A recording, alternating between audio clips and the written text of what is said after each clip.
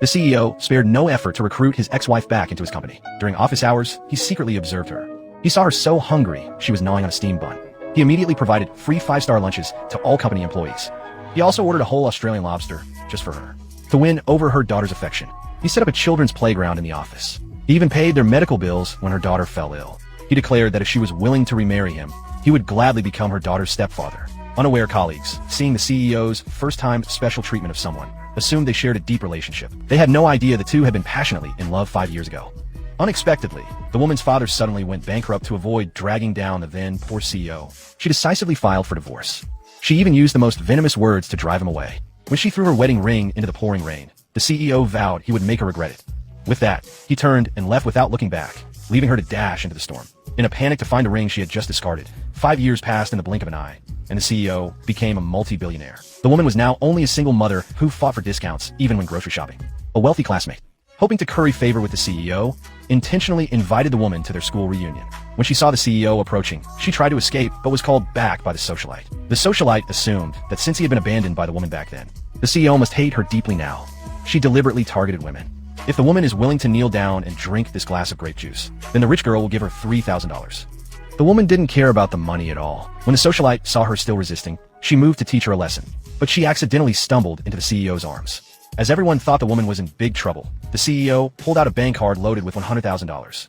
He ordered the socialite to kneel and drink the grape juice, or he would make her disappear from the face of the earth forever. Fearing to offend the CEO, the socialite had no choice but to kneel. Then the CEO publicly declared that no one would ever bully the woman again, or they would face dire consequences. The CEO's actions caused the woman to misunderstand, thinking he still harbored resentment over her abandoning him years ago after he had vented on her behalf. The CEO took the woman by the hand and left the room.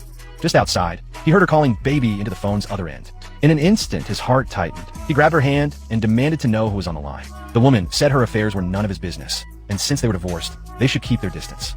No sooner had she walked away than she received a bank's repayment reminder, determined to pay off her debts quickly. The next day, she went to interview at a law firm to her. Surprise, the firm's owner was the CEO. She tried every trick to ruin the interview, claiming she knew nothing at all, yet demanding a $50,000 monthly salary. She thought such an absurd demand would surely cost her the job. As she turned to leave, the CEO personally approved her for the position, telling her to start at the firm the next day. But no sooner had she begun work than she drew the envy of the firm's director. Seeing her bring her daughter to work and sensing her unusual closeness with the CEO, the director, who harbored a secret crush on him, began picking on her. She accused the woman of being an unwed mother in bringing her child to the office. Upon hearing this, the woman pushed the director. This infuriated the director, who immediately ordered security to detain the woman and evict her and her daughter. At that moment, the woman's daughter shouted she would go find her father to have him fired. The director, unaware of the storm about to hit, arrogantly proclaimed that no one at the firm could protect the woman. Meanwhile, the CEO was in a meeting, when suddenly the little girl pulled him to the woman's side. Employees remarked that the girl was the spitting image of the CEO, making him suspect the child was his own. After their divorce, the woman had received a call from the hospital telling her she was pregnant. She had endured many hardships raising her daughter over the past 5 years. Now, faced with her daughter being reunited with the CEO, the woman feared he would take her child away. She immediately denied that the girl was his. Even so, the CEO publicly announced that from that day forward, all female employees could bring their children to work. He also said he would install a children's play area in the office as part of the company's human-centered care. He then took the mother and daughter to the hospital for a paternity test. When the paternity report came back, the CEO finally learned that the little girl was indeed his daughter.